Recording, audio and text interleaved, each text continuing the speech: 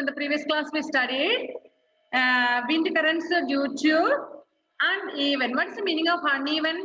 Even means what? Even numbers and odd numbers, you know, maths you have studied, isn't it? Okay, even means what? Equal. Even means equal. Uneven means not equal. Okay, so the wind currents due to uneven, not equal heating between equator and poles. We know that equator region is very hot region, isn't it? Because sunrise falls there directly, or so it is heat. But in poles, both North Pole and South Pole.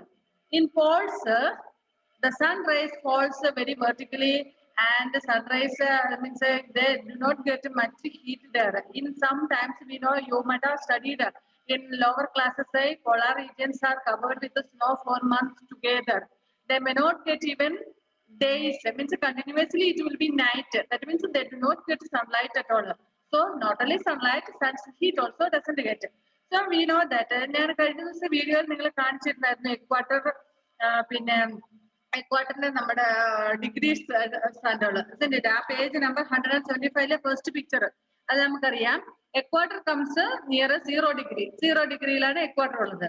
ഇനി അതിൽ നിന്നും 30 degree നോർത്തിലേക്കും 30 degree സൗത്തിലേക്കും വരുന്നത് എക്വാട്ടർ റീജിയനിൽ പെടുന്നതാണ്. 30 degree നോർത്തും 30 degree സൗത്തും വരുന്നത് എക്വാട്ടർ റീജിയനിലേക്ക് വരും. പിന്നെ 30 മുതൽ 60 degree വരെ ഹൈ പ്രഷർ റീജിയൻ ആയിട്ട് വരുന്നുണ്ട്. 30 to 60 ഡിഗ്രി. ഇനി 60 ഡിഗ്രിക്ക് ബാക്കി വരുന്നതാണ് നമ്മുടെ low pressure area, that is the polar region. Polar region എന്ന് പറയുമ്പോൾ poles, north pole and south pole, എന്തായാലും പറയുന്നത് ധ്രുവങ്ങൾ അല്ലെ. Okay, north pole and south pole. So in these two poles we know that as we go to the poles, it will be colder and colder, very cold ആയിരിക്കും അല്ലെ. അപ്പൊ നമുക്കറിയാം, നമ്മൾ already പഠിച്ചു കഴിഞ്ഞു, when the air gets heated it become lighter and it expands and lighter. So when it expands, what happens? The lighter air will move from there to another place, and the cool air is heavy, that will replace that space. അതായത് സൂര്യന് ചൂടേൽക്കുമ്പോൾ എയറിന് നമുക്കറിയാം heat ആകും, എക്സ്പാൻഷനും ആകും. ഇപ്പൊ expansion ആയി light ആകുമ്പോഴത്തേനും എന്ത് സംഭവിക്കുന്നു?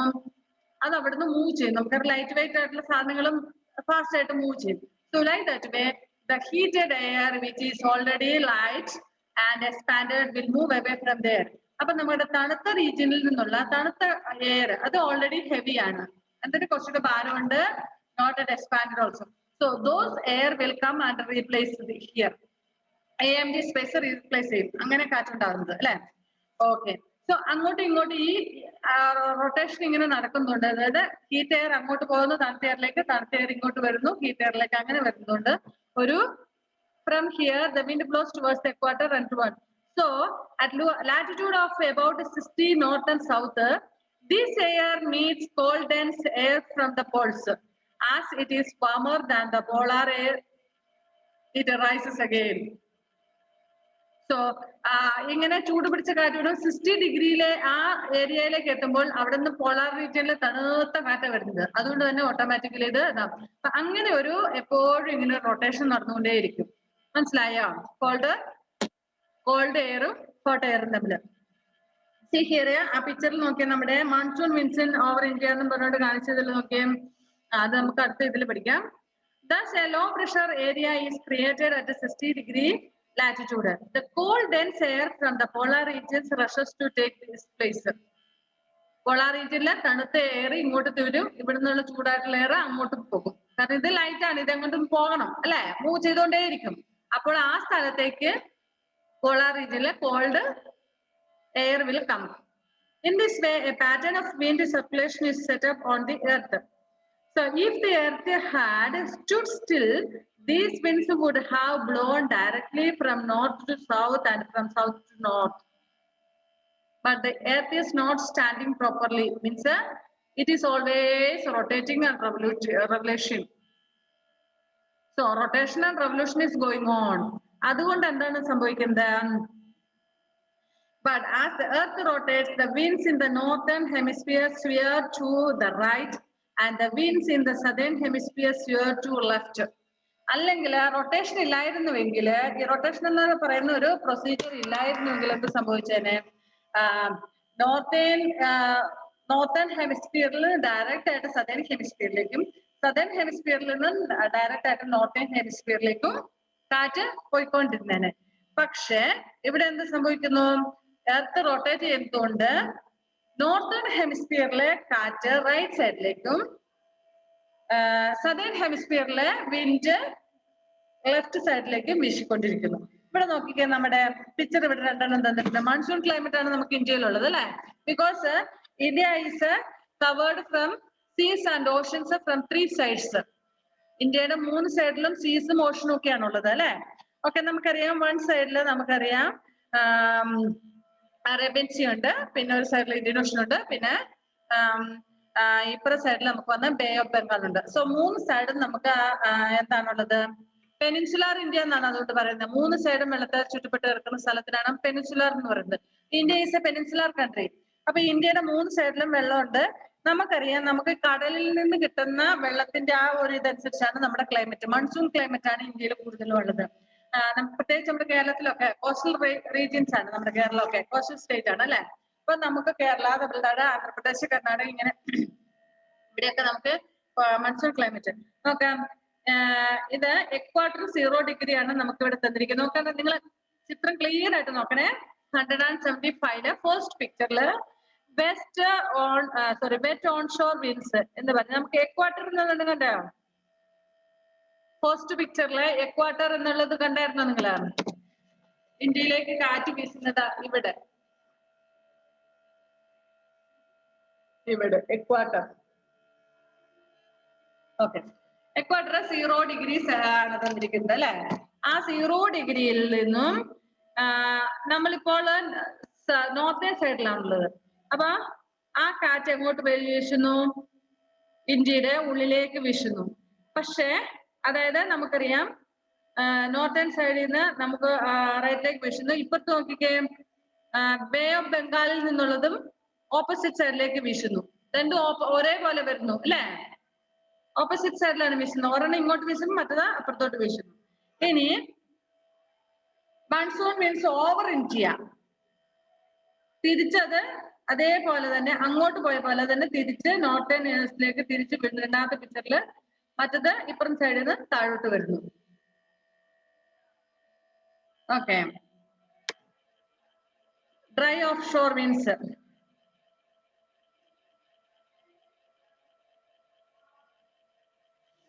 next wind currents due to uneven heating of land and water.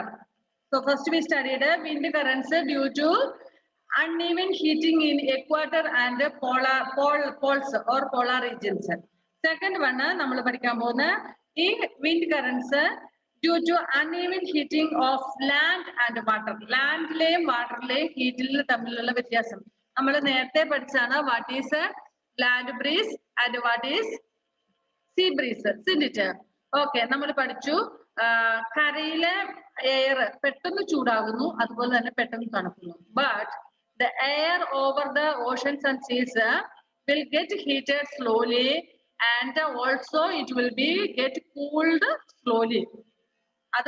അതും സ്ലോ ആയിട്ട് രണ്ടും കടലിലെ ഇതിന് രണ്ടും സ്ലോ ആയിട്ട് ചെല്ലുള്ളൂ. പക്ഷെ ലാൻഡിലേത് പെട്ടെന്ന്. അതുകൊണ്ടാണ് നമ്മൾ പഠിച്ചത് during the day what happens, the air on the land will get fastly heated and thus it will expand.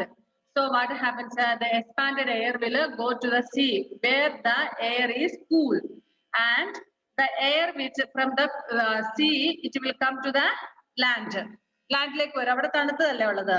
കടലിൽ തണുത്തതാണ് നേരം ഉള്ളത് പകൽ സമയത്ത്. പകൽ എന്ന് പറഞ്ഞാൽ രാവിലെ. അപ്പൊ കരയിലേത് പെട്ടെന്ന് ചൂട് പിടിക്കും, അവിടുത്തെ അങ്ങോട്ട് നേരെ തിരിച്ചു മാറും. ഇനി നേരെ ഈവനിങ് ആയി കഴിഞ്ഞ് കഴിയുമ്പോൾ നമുക്ക് സന്ധ്യ ആകുമ്പോഴത്തേക്കും നമ്മുടെ ലാൻഡ് പെട്ടെന്ന് കൂളാകും. പക്ഷെ കടൽ അത്ര പെട്ടെന്ന് കൂളാകത്തില്ല. അപ്പൊ കടലില് ഇത് ചൂടുള്ളതാണ്. അപ്പൊ നേരെ എന്ത് സംഭവിക്കുന്നു? അത് എക്സ്പാൻഡ് ചെയ്യുന്നു, പോകുന്നു. പകരം നമ്മുടെ കരയിലുള്ള തണുത്ത എയർ തിരിച്ച് കടലിലേക്ക് പോകുന്നു. You have read in chapter 6 that land and sea winds blow because the land heats up more during the day but cools down faster at night. By evening means 6, 7, 8 and all, the air on the land will be cooled fastly. But still the air on the sea will be hot. During the summer, land over India becomes warmer than the sea around it. This causes winds to blow from the sea into land. During summer season, we know that the land of India will fastly, it will become hotter. Summer season, നമുക്കറിയാം നമ്മുടെ ഇന്ത്യയിലെ land ഒക്കെ ഇപ്പൊ നമുക്കറിയാം നമുക്ക് summer season ആണ് അല്ലെ summer തുടങ്ങി ഓൾറെഡി എന്ന് പറയാം മാർച്ച് അല്ലേ ചൂടായി നല്ല ഇന്നലെ മിനിയാന്നൊക്കെ നല്ല ചൂടല്ലേ today also I think okay so the land in India now it becomes very fastly hot. So what happens? The breeze from the seas will come to the land now because seaലെ ഇപ്പൊ ചൂടാകുന്നേ ഉള്ളൂ തണുത്താണ് ഇരിക്കുന്നത് അതുകൊണ്ട് നമ്മുടെ ഇവിടുത്തെ air നേരെ അങ്ങോട്ട് പോയിട്ട് ഇപ്പൊ നമുക്ക് ഇങ്ങോട്ട് വരുന്നു കടലിലെ എയർ ഇങ്ങോട്ട് വരുന്നു. This causes winds to blow from the sea to land. These winds come from the southwest direction. നോക്കാം മേലത്തെ പിക്ചറിൽ എന്ത് നോക്കിക്കേ സൗത്ത് വെസ്റ്റ് അപ്പൊ സൗത്ത് വെസ്റ്റ് എന്ന് പറയുമ്പോൾ താഴേന്ന് വെസ്റ്റ് സൈഡില് വരുന്നത് സൗത്തിൽ നിന്നും വെസ്റ്റിലേക്കാണ് പോകുന്നത് അല്ലെ നിങ്ങൾ ആദ്യത്തെ പിക്ചർ നോക്കിക്കേ എക്വാട്ടറിന്റെ അവിടെ south India south west monsoon എന്ന് പറയുമ്പോൾ ഇപ്പൊ സമ്മർ സീസണിൽ വീശുന്നതാണ് സൗത്ത് വെസ്റ്റ് കാരണം വെറ്റ് ഓൺ ഷോർ ഇപ്പൊ കടൽ തീർത്തുന്ന നമ്മുടെ ഇന്ത്യയിലേക്ക് വീശുന്നത് സൗത്ത് വെസ്റ്റിൽ നിന്നാണ് പോകുന്നത്. And during the and bring moisture with them from the Indian Ocean. They bring rain to almost all parts of India. In winters, the direction of the winds is reversed, and they flow from land to sea. In winter season, what happens? നമുക്കറിയാം പൊതുവെ തണുത്ത് കിടക്കുന്നതാണ് അപ്പൊ ആ സമയത്ത് what happens? എന്ത് സംഭവിക്കുന്നത് കടലിലെ വെള്ളം അങ്ങനെ സോറി കടലിലെ എയർ ചൂടായി തന്നെ ഇരിക്കും ലാൻഡ് അന്നേരം കൂളാണ് അല്ലെ അപ്പൊ തിരിച്ച് അവിടുന്ന് ഇങ്ങോട്ട് ഇവിടുന്ന് അങ്ങോട്ട് പോകും കാരണം ഇവിടെ തണുത്താണ് ഇരിക്കുന്നത് അതുകൊണ്ട് ഇവിടുത്തെ കാറ്റ് അങ്ങോട്ട് പോകും അവിടുന്ന് തണുത്ത ചൂടായിട്ടുള്ള എയർ ഇങ്ങോട്ട് വരും. In winter, the direction of the winds is reversed and they flow from land to sea. Hence, they carry a little moisture and so cause small amount of rain in winter. So അതുകൊണ്ടാണ് winter സീസണിൽ മഴ പെയ്യാൻ സാധ്യത കുറവ്. നമുക്കറിയാം December ജനുവരി മാസങ്ങളിൽ വളരെ വളരെ കുറവാണ് മഴ അല്ലെ കാരണം it brings very less moisture and only a part of this winter winds which flows from eastern India over the Bay of Bengal is able to absorb moisture from the bay and bring rain to western region of South India. These winds are known as monsoon winds. ഇതിനെ ആ സമയത്ത് വളരെ കുറച്ച് മഴകൾ മാത്രമേ പെയ്യുള്ളൂ ഈ നമ്മുടെ monsoon wind എന്നാണ് പറയുന്നത്. സോ ഒന്നുകൂടെ ആ പിക്ചർ നോക്കാൻ നിങ്ങൾക്ക് മനസ്സിലാകും.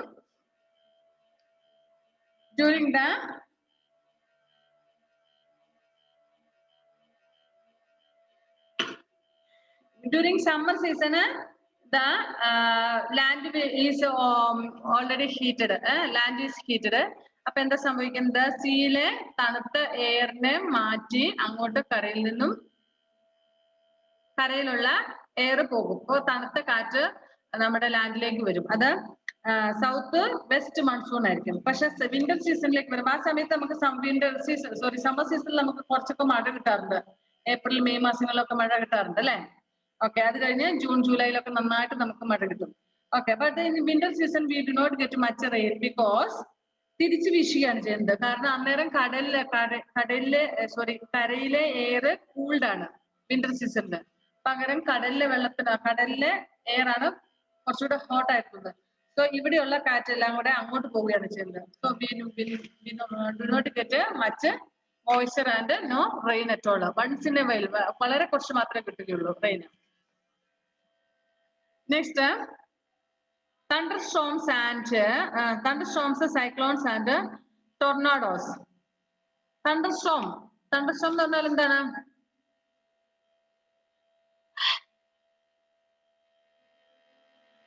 ഇടിമിന്നൽ.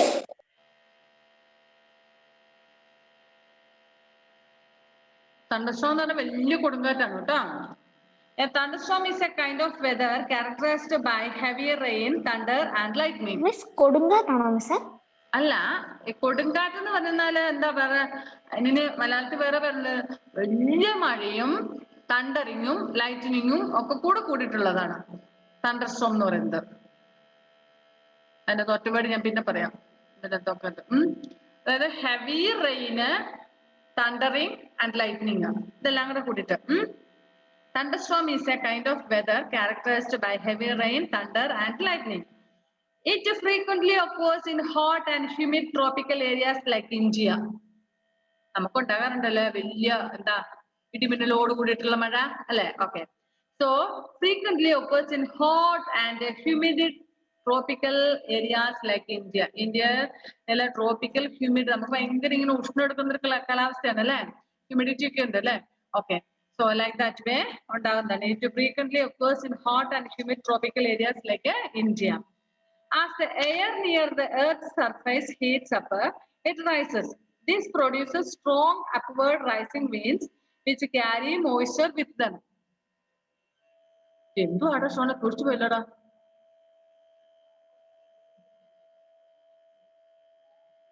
In the cooler upper regions of the atmosphere, the moisture rapidly condenses into droplets of water which may fall as rain or freeze and fall as hail. ഇനി കഴിഞ്ഞ ദിവസമൊക്കെ ചില ഭാഗങ്ങളിലൊക്കെ കേട്ടായിരുന്നു, നമ്മുടെ കാസർഗോഡ് ഡിസ്ട്രിക്റ്റിന്റെ കുറെ ഭാഗങ്ങളിലൊക്കെ വലിയ മഴ പെയ്തു. നമ്മുടെ ഇങ്ങോട്ടൊന്നും അങ്ങനെ പെയ്തിട്ടേ ഇല്ല.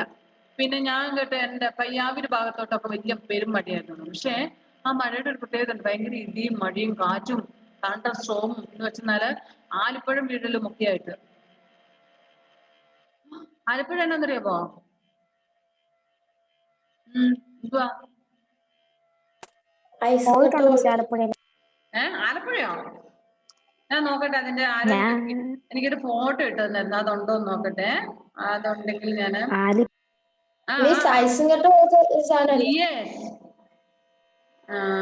കാണുന്നില്ല, അത് നോക്കട്ടെ. ഞാന് ക്ലിയർ ചാറ്റ് ചെയ്ത് കൊടുക്കുന്നുണ്ട്.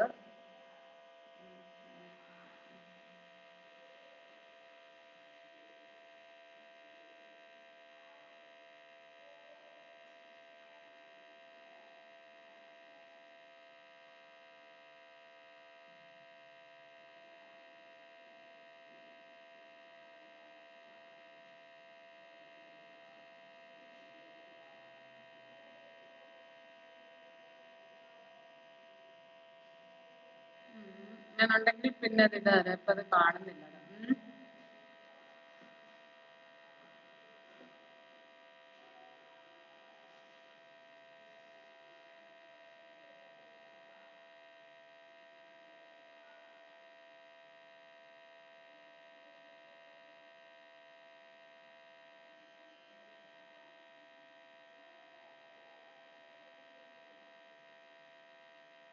പോയി. ഓക്കെ, ശരി, അത് ഇല്ല. ആലപ്പുഴ എന്ന് പറഞ്ഞാല് ഈ പറഞ്ഞ ഐസുംകട്ട ഇങ്ങനെ പൊക്കത്തിന്ന് വീഴുന്നതാണ്. ഓക്കെ, എവിടെ നോക്കാം? യെസ്. ചില ആൾക്കാർ വിചാരിച്ചോണ്ടിരുന്ന, പിള്ളേരൊക്കെ വിചാരിച്ചോണ്ടിരുന്ന ആലിപ്പഴം എന്ന് പറഞ്ഞാൽ എന്തോ തിന്നുന്ന നല്ല പഴം ഫ്രൂട്ടാണെന്ന് വിചാരിച്ചോണ്ടൊക്കെ ആയിരുന്നു ഇരുന്നത്. പഴം മഴ പെയ്ത പിള്ളേരെ, ഓ ഇതാണോ ഈ ആലിപ്പഴം അല്ലെങ്കിൽ പിള്ളേർ പറഞ്ഞു. Okay. As the air near the earth's surface heats up, it rises. So നമുക്കറിയാം സമ്മർ സീസണിലൊക്കെ ആകുമ്പോഴത്തേനും നമ്മുടെ ഈ എയർത്തിന്റെ സർഫേസ്, അതായത് മണ്ണിന്റെ ആ ഭാഗമൊക്കെ നല്ലോണം ചൂടാകും അല്ലെ? അപ്പൊ എന്ത് സംഭവിക്കുന്ന? The air near the earth's surface heats up. It gets heated and so it will expand and it will rise up because it has no weight now. Weightless എന്നല്ല, weight less ആകും, കുറയും. അപ്പൊ ഇത് ഓട്ടോമാറ്റിക്കലി എയർ പൊങ്ങും. Then what happens? This produces strong upward rising winds. അപ്പൊ ഇങ്ങനെ വലിയ കാറ്റുണ്ടാകാൻ സാധിക്കും. എപ്പോഴും ഇല്ല, ചില സമയത്ത് വലിയ കാറ്റുണ്ടാകാൻ കാരണമാകും. Which carry moisture with them. അതിന്റെ കൂടുതൽ മോയ്സ്ചർ എന്നുള്ളതിന്റെ മലയാളം വേർഡ് എന്താ? നമുക്ക് ചൂട്, എന്താ, നീരാവി അടക്കം കയറി പോയല്ലേ വെള്ളം. ഓക്കെ, അത് moisture with them. In the cooler upper regions of the atmosphere, the moisture rapidly condenses into droplets of water which may fall as rain or freeze and fall as hail. ഇവിടുന്ന് ഭയങ്കര ചൂടിലും കയറി പോകും. ഇവിടെ surface അതായത് മണ്ണൊക്കെ പെട്ടെന്ന് ചൂടാവുന്നത് കൊണ്ട് ചൂടായിട്ട് നല്ല ഇതിൽ എയർ ഒക്കെ കയറി പോകും. ആ പോകുന്ന കൂട്ടത്തില് കുറച്ച് ഈ കണ്ടൻസ് ചെയ്തിട്ടുള്ള വെള്ളവും എല്ലാം കൂടെ ഉണ്ടാക്കും, മോയ്സ്ചർ. അപ്പം ഈ നീരാവി എല്ലാം കൂടെ കൊടുക്കും. മുകളിൽ ചെല്ലുമ്പോൾ അവിടെ വലിയ കാര്യമായിട്ട് ചൂടൊന്നും ഉണ്ടാവുന്നില്ല. അപ്പൊ മുകളിലോട്ട് ചെന്ന് കഴിയുമ്പോൾ അറ്റ്മോസ്ഫിയറിലേക്ക് ചെന്ന് കഴിയുമ്പോൾ it may not be much hot there. So then it will condense to then. അവിടെ വെച്ച് അത് ബാഷ്പീകരണം നടക്കും. Then it becomes droplets. Condense ചെയ്ത് ബാഷ്പീകരിച്ച് മഴത്തുള്ളി പോലെയാക്കും. Condensed droplets of moisture, and then what happens? It may fall as rain. അത് ചിലപ്പോൾ മഴയാകും, or freeze, ഈ പറഞ്ഞ പോലെ തണുത്ത് മഞ്ഞുകട്ട പോലെ ആകും, and fall as hail. ഒന്നെങ്കിൽ മഴയായിട്ട് പെയ്യും, അല്ലെങ്കിൽ ഈ പറഞ്ഞ ആലിപ്പഴം പോലെയുള്ള സാധനം. ഈ കഴിഞ്ഞ ദിവസമൊക്കെ ആലിപ്പഴം വീണെന്ന് പറഞ്ഞതിന്റെ കാരണം അതാണ്. ആലിപ്പഴം മഴക്കാലത്തല്ല വീഴുന്നത് കൂടുതലും. ഇങ്ങനെ വീഴുകയാണെങ്കിൽ ഈ പറഞ്ഞത് സമ്മർ സീസണിൽ നമുക്ക് ലഭിക്കുന്ന മഴയിൽ നിന്ന്, അതായത് ഡ്യൂറിങ് ദ ഡേ ടൈമിലൊക്കെ മഴ പെയ്യുമ്പോഴാണ് അത് കിട്ടുന്നത്. സമ്മർ സീസണിൽ ഡേ ടൈമിൽ മഴ പെയ്യുമ്പോൾ, ബിക്കോസ് ഇവിടുന്നുള്ള ചൂട് കാരണം എന്തോ ഷോൺ പറയുന്നത് കേൾക്കുന്നില്ല. Please unmuted sir. ആദ്യം മഴ പെയ്യുമ്പോ വീഴുന്ന ആദ്യത്തെ മഴ പെയ്യുമ്പോ വീഴുന്ന ആലിപ്പഴമാണ്. ആദ്യത്തെ മഴ എന്ന് പറഞ്ഞാൽ സമ്മർ സീസണിൽ പെയ്യുമ്പോഴാണ്. കാരണം എന്താണെന്ന് വെച്ചാല് ഈ താഴേന്നുള്ള ചൂട് കാരണം ഇവിടുന്ന് എയർ മുകളിലോട്ട് ലൈറ്റ് ആയിട്ട് വെയിറ്റ് കുറഞ്ഞ് കയറി പോകുമല്ലോ, പൊങ്ങി പോകുമല്ലോ. ആ സമയത്ത് അതിന്റെ ഒപ്പം മോയ്സ്ചറും കൂടെ പോകും. അപ്പൊ മേളിൽ ചെല്ലുമ്പോൾ it is not so heat there. അവിടെ നിന്ന് അത് കണ്ടൻസ്ഡ് ആകും, ബാഷ്പീകരണം നടന്ന് തണുത്ത് ഉറയും. തണുത്ത് ഉറഞ്ഞു കഴിയുമ്പോൾ ഒന്നെങ്കിൽ അത് മഴയായിട്ട്, മഴയുടെ കൂടുതൽ ഈ പറഞ്ഞ പോലെ തണുത്ത് അത് ഐസ് പോലെ ഉണ്ടാകും കുറെ ഭാഗങ്ങൾ. അപ്പൊ ഐസ് പീസ് പോലെ ഇങ്ങോട്ട് താഴോട്ട് വീഴും. അതാണ് ഈ ആലിപ്പഴം എന്ന് പറയുന്നത്. പക്ഷെ നമുക്കറിയാം നല്ല മഴക്കാലമായി കഴിഞ്ഞാൽ പിന്നെ അങ്ങനത്തെ സംഭവം വരികയില്ല, കാരണം ഇവിടെ ഹീറ്റ് ഇല്ലല്ലോ. അങ്ങനെ പക്ഷെ ആരംഭകാലങ്ങളിലൊക്കെ ഉണ്ടാകും കേട്ടോ. നമുക്ക് മഴ അധികം ലഭിക്കാതിരുന്ന് വെച്ചിട്ട് മഴക്കാലത്തായിട്ട് തന്നെ പെയ്യുന്നെങ്കിലും ആരംഭകാലങ്ങളിൽ ഉണ്ടാകും. നൈറ്റ് അല്ല, കൂടുതൽ ഡേ ടൈമിലാണ് അങ്ങനെ സംഭവിക്കുന്നത്.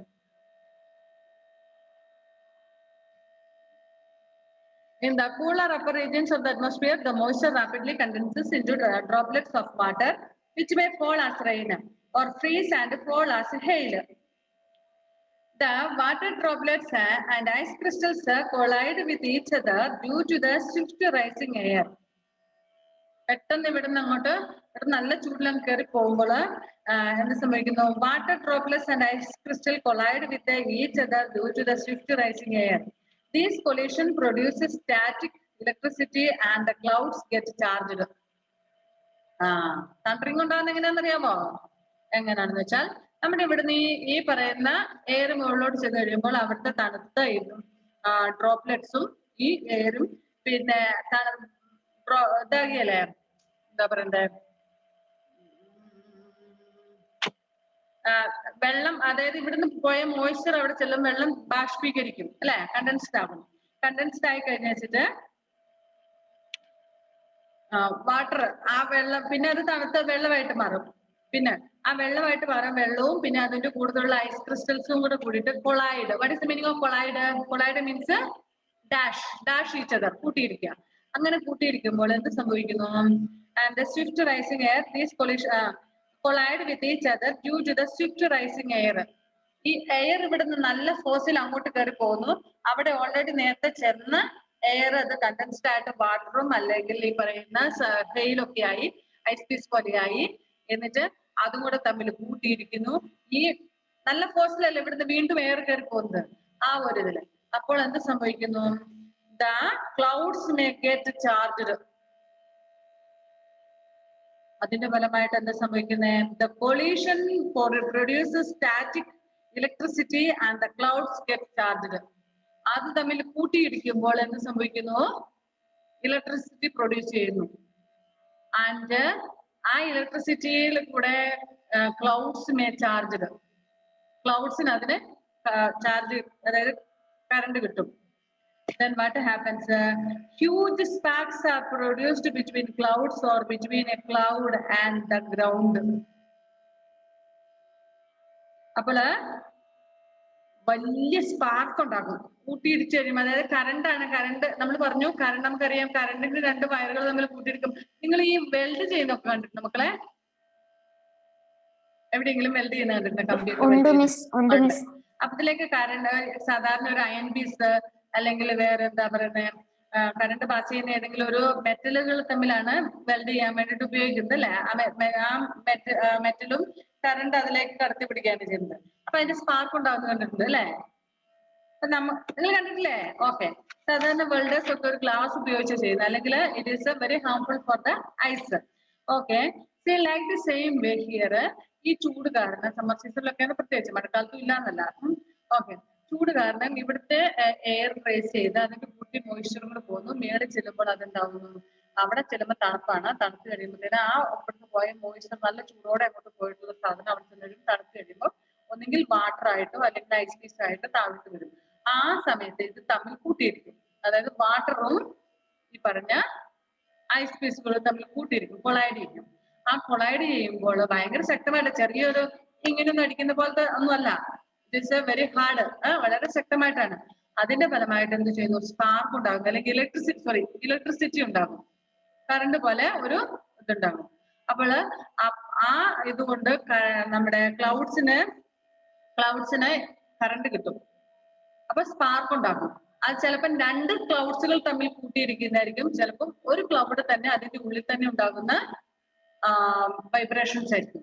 ദെൻ വലിയ സൗണ്ടും ഉണ്ടാകും, സ്പാർക്കും ഉണ്ടാകും. അതാണ് നമ്മുടെ തണ്ടറിങ്ങും ലൈറ്റ്നിങ്ങും. മനസ്സിലായോ? അവിടെ ആരും പോയിട്ട് പണ്ടൊക്കെ ഞങ്ങൾ ചെറുതായിരുന്നപ്പം, ഇതൊക്കെ ചെറുതായിരുന്നപ്പോ ഇടിയൊക്കെ വെട്ടുമ്പോ ഞങ്ങൾ ചോദിക്കുന്നത് ഇത് എങ്ങനെ സൗണ്ട് കേൾക്കുന്നതെന്ന് ചോദിക്കും, പറയും അത് പൊക്കത്തിലുള്ള ആൾക്കാർ അടികൂടുന്നെന്ന് പറയാം. കുഞ്ഞായിരുന്നപ്പോ, ചെറിയ നിങ്ങളെക്കാളല്ല ചെറിയ, അതിനേക്കാൾ ചെറിയ പ്രായത്തില്. അന്ന് അറിയില്ലായിരുന്നു നമുക്ക് മുകളിലുള്ള ആൾക്കാര്. പിന്നെ പയ്യൻ തേങ്ങ തട്ടുമ്പോൾ ഉരുട്ടുന്നതാണ് അങ്ങനെയൊക്കെ പറഞ്ഞു തരുമായിരുന്നു, അറിയില്ല. പക്ഷെ അപ്പോഴും എപ്പോഴും പറഞ്ഞു തന്നോണ്ടിരുന്ന ഒരു കാര്യം, ആ സമയത്ത് ഇത് കേൾക്കും പുറത്തൊന്നും ഇറങ്ങാൻ പാടില്ല, ഉള്ളിൽ കയറി ഇരിക്കണം എന്നൊക്കെ ആയിരുന്നു. പക്ഷെ വളർന്നു വന്നപ്പോഴാണ് ഇത് മനസ്സിലാവുന്നത്, നമ്മുടെ എയർ ഇവിടുന്ന് ഹീറ്റഡ് ആകുമ്പോൾ മേലിലോട്ട് പോകുമ്പോൾ മോയ്സ്ചർ ഉണ്ടാകും. മേളിൽ ചെന്ന് കഴിയുമ്പോൾ ഇപ്പൊ മഴക്കാലത്താണെങ്കിലും നമ്മുടെ ക്ലൗഡ്സ് ഒക്കെ ഉണ്ടാവുന്നുണ്ട് അല്ലെ? അപ്പൊ the water from the oceans and seas will be evaporated, and as it condensed it will fall down. Cool down ചെയ്യുമ്പോൾ അത് കണ്ടൻസ്ഡ് ആയിട്ട് പിന്നെ മഴയായിട്ട് വരും. അപ്പൊ അതിന്റെ കൂട്ടത്തില് ചിലപ്പോൾ not only rain drops, sometimes there will be ice drops. അത് ഫ്രീസ് ചെയ്യുന്ന ഐസ് ആയിട്ടുണ്ടാകും. അത് തമ്മിൽ കൂട്ടിയിടിക്കുമ്പോൾ കറണ്ട് ഉണ്ടാകുന്നു. ആ കറണ്ട് ക്ലൗഡ്സ് തമ്മിൽ കൂട്ടിയിടിക്കുകയോ. ദിയ എവിടെ പോയി? ദിയയുടെ അനിയത്തിനെയാണല്ലോ കാണുന്നേ.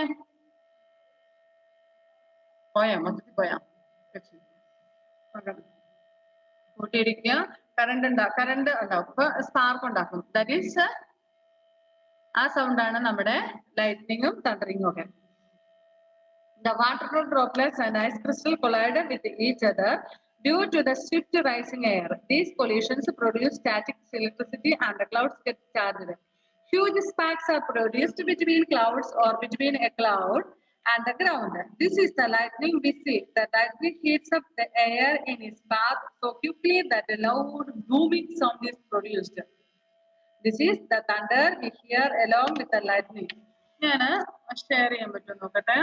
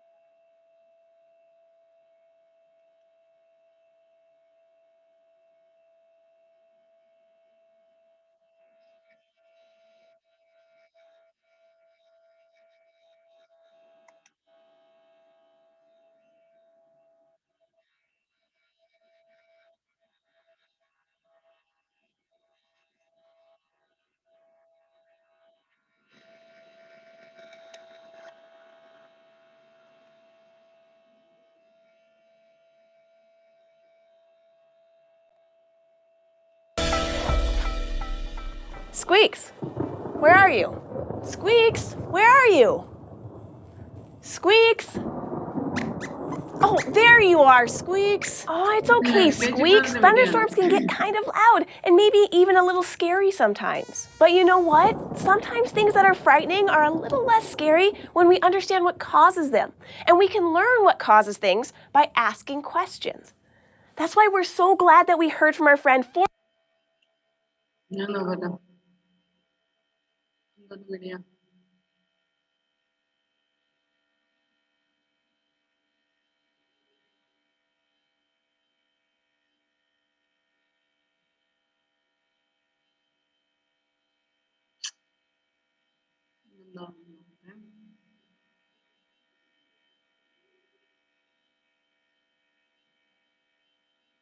Can lightning strike the same place twice? Let's figure out what makes it happen in the first place. Lightning is electricity, and electricity involves tiny particles. Some particles have a positive charge, and some have a negative charge. The two opposite charges pull towards each other like the north and south ends of magnets. Usually, electric charges are fairly balanced, but the turbulent winds of a storm cause electric charges to separate within the cloud. Most lightning occurs within the cloud itself, but we're concerned about the lightning between clouds and the ground. Lightning starts with negative charges moving from the clouds towards the ground. Scientists call it a stepped leader. Meanwhile, an upward leader forms as positive charges move up from the ground, usually from tall objects. When a stepped leader and an upward leader meet, it makes a path for a much larger and brighter electric current to shoot up into the cloud. This is what we see in the sky as lightning. It happens so quickly that lightning seems to travel from the cloud to the ground, when in fact the opposite is true. So,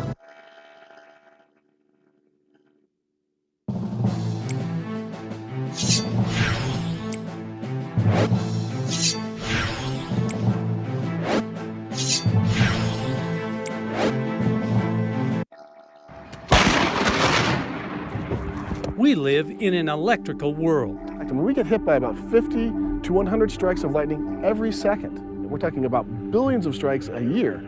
How does such a huge amount of electrical charge build? Inside the cloud, we have to have vertical motion, and that vertical motion is bringing water particles and ice particles in contact with each other, and they're shedding electrons. It's much easier for the ice to shed the electrons than it is for water. And so ice will become positively charged, and the water will become negatively charged, and the ice then will be lighter and go to the top of the cloud and become a positive anvil, and the negative ions in the water and the graupel will kind of be at the base of the cloud, creating a very strong negative charge at the base of the cloud. The different charges can create different types of lightning. Oftentimes the positive bolts are about 10 times more powerful. They last about 10 times longer than the negative strikes. A negative stroke of lightning will have about 30,000 amps, whereas a positive stroke will have about 300,000 amps. You might not be experiencing clouds or even rain at the time when a lightning bolt could come down and make contact with you or the surface near you. The danger from lightning comes from both the electricity and the intense heat. The thing is that lightning is super hot. It's anywhere between 15 to 50,000 degrees Fahrenheit when the bolt comes down. Now, keep in mind that the surface of the sun is 10,000 degrees. Admittedly, the interior of the sun is about 27 million degrees, so it's not hotter than the sun itself, but it's hotter than the surface of the sun. Both elements carry their own dangers. Now, when we as human beings